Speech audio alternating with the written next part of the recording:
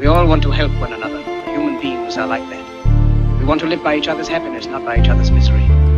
We don't want to hate and despise one another.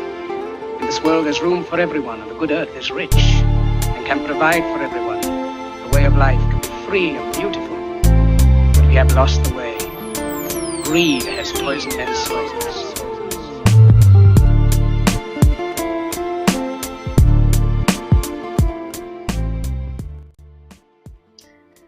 After I finished praying, I cleaned the loft from top to bottom.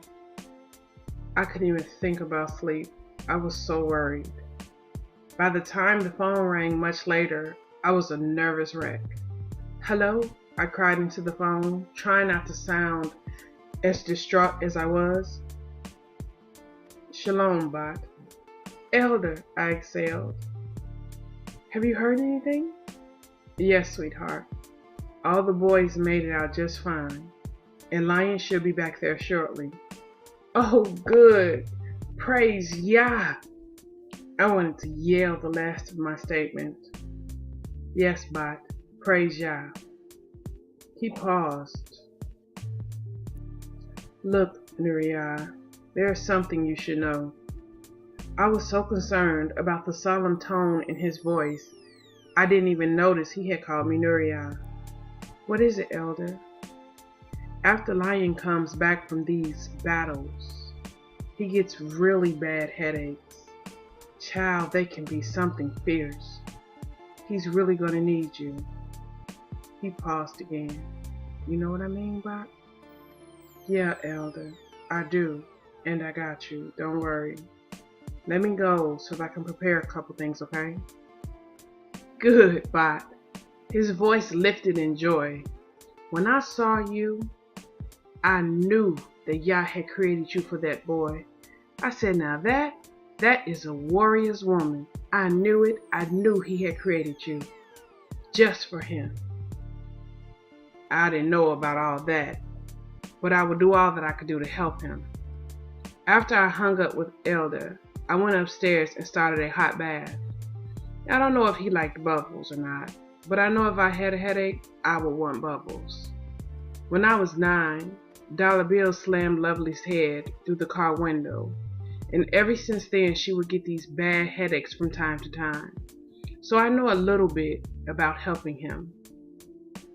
About 20 minutes later, I heard paws walking across the floor, and I looked up from where I sat at the dining room table to see Lion and King standing in the door. They both had blood on them. I couldn't tell if it was theirs or someone else's, and they both looked really tired. Lion smiled at me, but he looked like he was about to collapse. I jumped up from the table and I ran to him. I put his arm around me and helped him to the chair I had exited.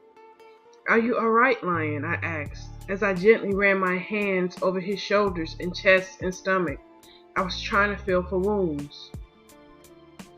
"Yeah, Blackbird, I'm all right." His voice was weak and it shook. "Oh my goodness, was he shot? Was he stabbed? Can you make it upstairs? I have a bath ready for you.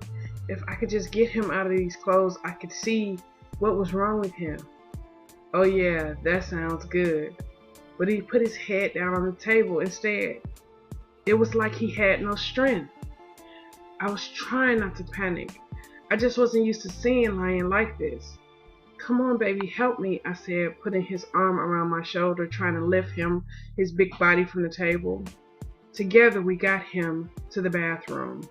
With hands that shook, I stripped him of his clothes. It didn't even cross my mind that he was standing nude in front of me. I was just trying to see how much of the blood was his. Instead of putting him straight in the bath, I led him to the glass doors of his shower.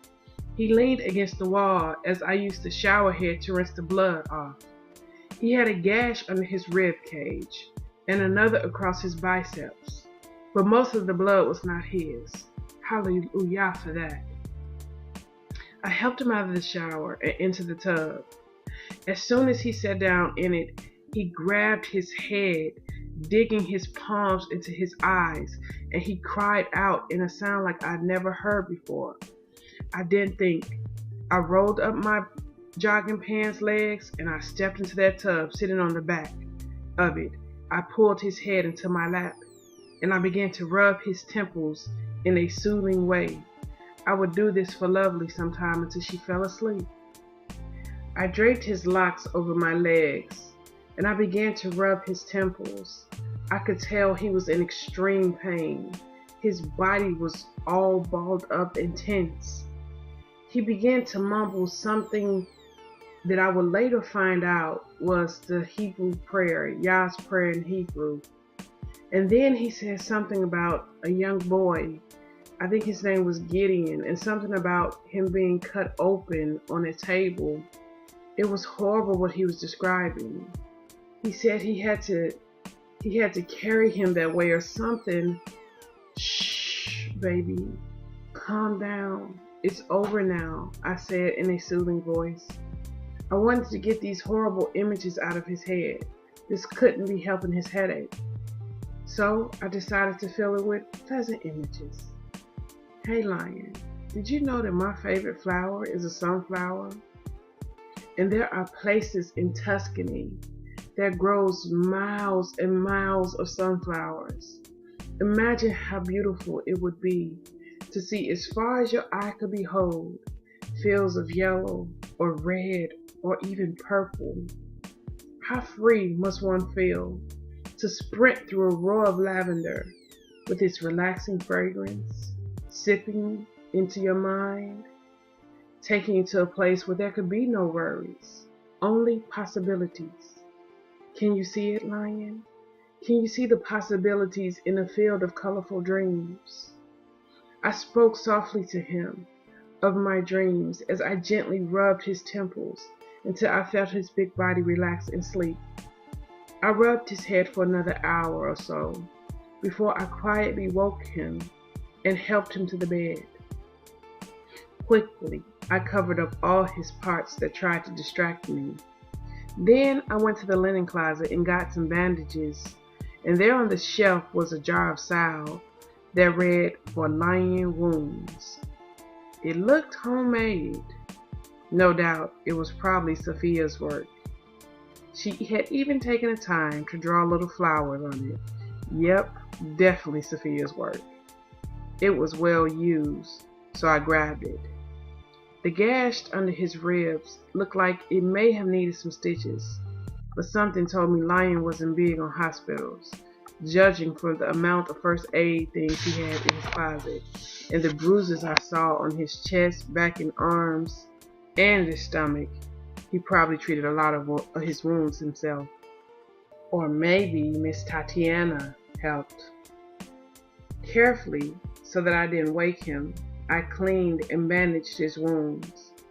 When I was done, I didn't know what to do, so I went downstairs to check on King. He was sprawled out in the kitchen, taking up half the floor with his big body. I sat down next to his head. He had cleaned a lot of the blood off his coat, but there was more. I got up and I filled a bucket with warm water and soap and gently began to wipe the dry blood from his fur. "You fight right next to him, don't you, brave warrior?" I spoke softly to him. I cleaned him the best I could. He put his big paw in my lap, as if to tell me that's what he wanted me to clean next. The amount of blood I wiped from between his claws let me know that King had done some damage. I told myself that I was not picking chunks of flesh from between his claws. Instead, they were chunks of dirt. That helped me to do this without throwing up. I could tell this big boy was tired because as I checked him for bruises and wounds, he didn't even lift his head. When I was done with that, I made my way back upstairs and threw a shower. I put on a pair of my old Lucille Flowers school shorts and a tee. I guess I would sleep on the couch. So I went to the linen closet to grab some sheets and an extra pillow. I didn't want to disturb his wounds. But before I went downstairs, I went back to the bed to check on Lion one more time and was completely taken off guard when his hands shot out and around my waist before lifting me and putting me in the bed next to him. He didn't speak. I don't even think he was fully awake. He just positioned me where he wanted and then laid his head against my wound. And in seconds, his big body was relaxed and he was back in a very deep sleep. Amazing, I thought, as I rubbed his head gently. Lion was capable of being a big man-child. I chuckled softly to myself. Imagine that. Yes, imagine that, indeed. The next day, Lion showed me just how big of a baby he could be. Between him and King, I had my hands full. Lion wanted his temples rubbed and then his chest rubbed because it felt tight. He wanted his pillows fluffed and he wanted cool lemonade. Then he accused me of not being nurturing enough because I didn't automatically spoon feed him the soup he just had to have. When he was ready for a nap, he just had to lay his head in my lap because the pillows weren't soft enough. When I picked up my Bible to continue my reading, he wanted me to read out loud because my voice soothed him. By 1 o'clock that afternoon, I was ready to put both him and King out of their misery. The big cat was no better. I cooked him a whole chunk of beef. Lion had them sectioned off in the big freezer in the gym kitchen. He said he refused to let King eat raw meat because it was gross. However, His Royal Highness liked his meat seasoned just right, and he wanted his head rubbed as well.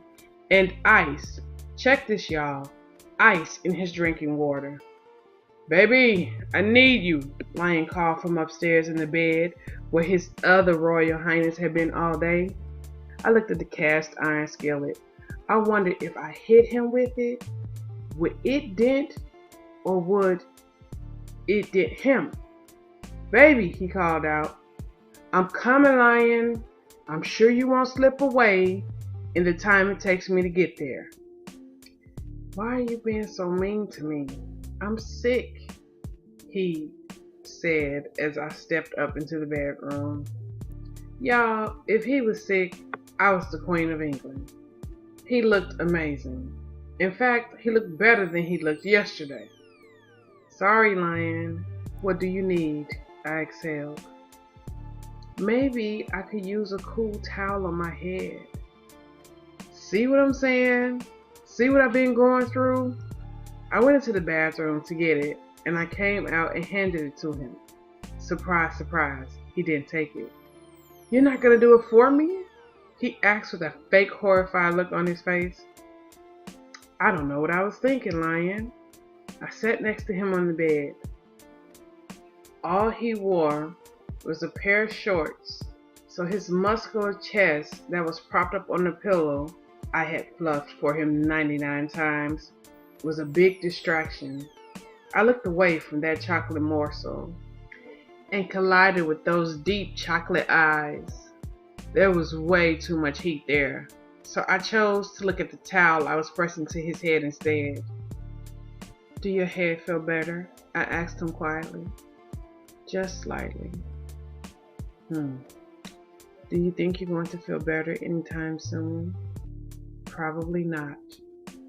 It was on the tip of my tongue to call him a big baby, but before I could, the door opened downstairs and Tatiana's voice filled the room. Oh, Lion, are you all right? I came straight over when I heard you were sick, she called as she made her way up the stairs. A look of complete horror crossed his face. His muscles that were just relaxed tensed all up again. How are you feeling? She called up, and judging by the sound of her steps, she was almost here. All better, he yelled before he jumped out of the bed. He winked at me and ran into the bathroom, his strength clearly back and better than ever. Then the turkey started to shower, leaving me to deal with Miss Tatiana. What are you doing in his bedroom? I thought you were just to help. Okay, now look at what she just said. Why do women do this? She saw, just like everybody else yesterday, that Lion treated me a little more friendlier than just to help. But she's already convinced herself that it ain't what it is. My mother was queen at this talent as well.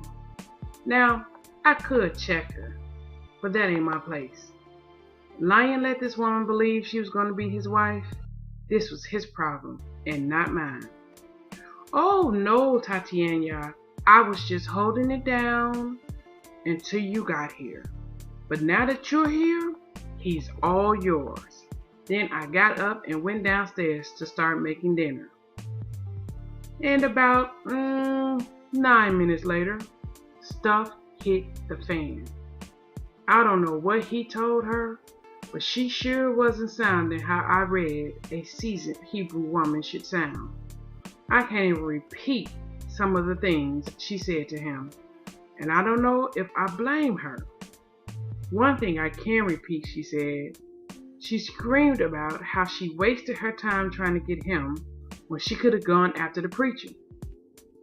Then Lion laughed and told her good luck.